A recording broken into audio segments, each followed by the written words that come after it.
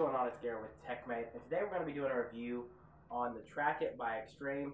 Basically, it's a cheap version of the tile. If you don't know what the tile is, it's like a little white square. They have them in a lot of places, and you can throw it in your bag on your keys, and it's used to find them, and it serves a couple other purposes.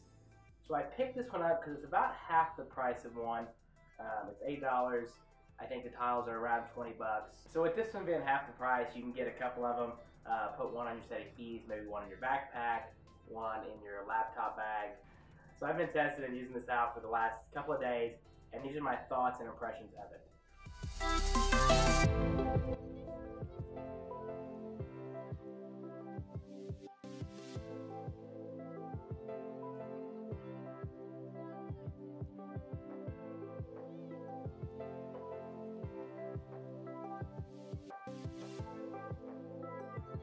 So when you first open the box, it's pretty simple. It's a small box.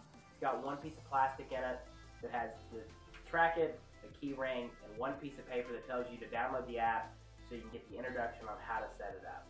So once the app was downloaded, setting it up was really easy. You held it down for 3 seconds, it beeped, and then it paired to your phone. So the rest of the introduction tab just shows you what this little thing is supposed to be able to do. So as you can see, the app's pretty simple. The first tab is the device tab. This is going to show you all the connected Traxxits that you have. You can change the name of them and set them up for different things. So if you have different sets of car keys, you have one in your backpack, you can change it. You can change the beep they make, and it allows you to search through them and find the one you're looking for. So when you're on the device tab and you have lost your keys or lost one of them, or if you only have one, you can hit the alert button and it will make this thing start to beep. So you can go around from room to room or wherever you're at listening for it beeping. It's not real loud, it's kind of a high-pitched beep though, so it's pretty noticeable. And then once you find them, you just click the app and turn it off and you have your keys back. The other thing you can do with this, if you lose your phone and they are connected, is you can double click the Traxxit and it'll make your phone start to vibrate and beep. And you can change the sounds and the vibrations it makes in settings if you want to make it different. And it's pretty handy. If you have one of them, you can find the other one. If you lose both of them, well then you're out of luck. So the next tab inside of it is the photograph tab, and it has a camera that opens up. And I was really confused at first, like, do I take a picture of this so I know what it looks like? Or what's the actual purpose? No, the button itself here serves as a shutter. So if you have this on a tripod, or if you have it, somebody's holding it and they can't hit the button, you can click this and it'll take the picture for you. The only problem with this is you're not actually using your actual camera software to take the picture. So it's kind of like using Snapchat to take images. You're not going to get the best quality and you don't get all the features that you get with your normal camera app. But if you're in a pinch or something and you have a whole group of people and it's on a tripod or you're setting it across the room, it will work. So the next tab is the location. This is like the bread and butter of this device. It has a locate list and a lost history list, as you can see. The locate list serves as if you're parking your car somewhere or you're leaving something somewhere and you're walking around, you can click the button once and it'll mark that location on the map. So that way you can get back on the map, see where you're at, see where your car's at, and find your way back to where you left your car or whatever you left somewhere that you marked. Next one is the lost history. This is to actually find your keys or whatever you have this attached to. So the idea is that when you drop this or leave it somewhere and walk away, once it disconnects from your phone, the phone is supposed to mark the last location that you had a connection. The only problem I found with it is that it doesn't do it very accurately. It was within about 1/4 of a mile. So you have a 1/4 of a mile radius that you knew you were at. Now if you knew you were sitting in a place and you left your backpack there, that'll help you. So you have a general idea.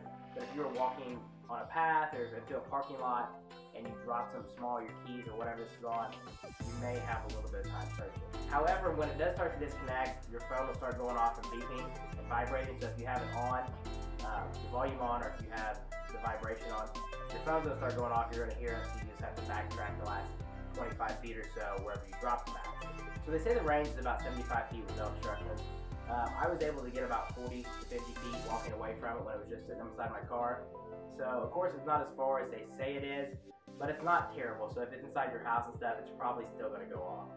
So I didn't really mess around in settings. You can see it has a few features. The app password, do not disturb, changing the click settings of this, but otherwise I didn't get into that.